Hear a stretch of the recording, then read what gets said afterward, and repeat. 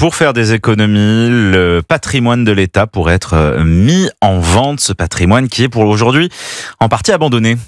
Et oui, vendre les biens immobiliers inoccupés de l'État, c'est en tout cas l'une des pistes envisagées par le gouvernement pour faire des économies.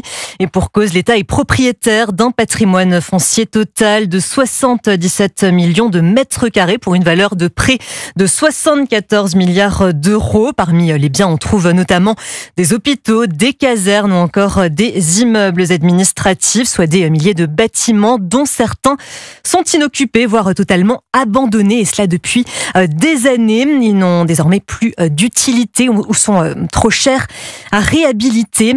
Laura Legault s'est rendue au centre des impôts fermés de Noisy-le-Sec en région parisienne.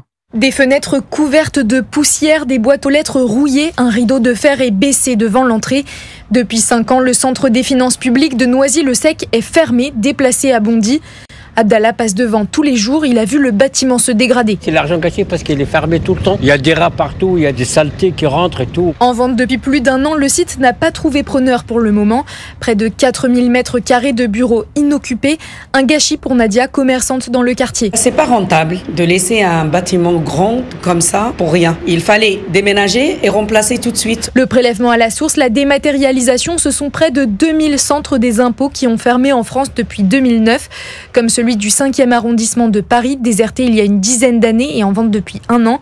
C'est incompréhensible, s'agace Florence Berthoud, la maire de l'arrondissement. Il n'est pas normal que l'État ne se dessaisisse pas du patrimoine qui est inoccupé. C'est bien pour les finances de l'État, qui est quand même dans une situation extrêmement préoccupante. Au total, 1300 mètres carrés de bureaux vides, des bureaux qui ont tout de même un coût. Ça coûte en entretien, parce qu'un ensemble qui n'est pas occupé, c'est un ensemble de toute façon qui va coûter de l'argent. Il faut rénover, entretenir régulièrement. C'est vraiment de l'argent potentiellement qui est jeté par les fenêtres. Un bailleur social serait en négociation pour le racheter à un prix tenu secret.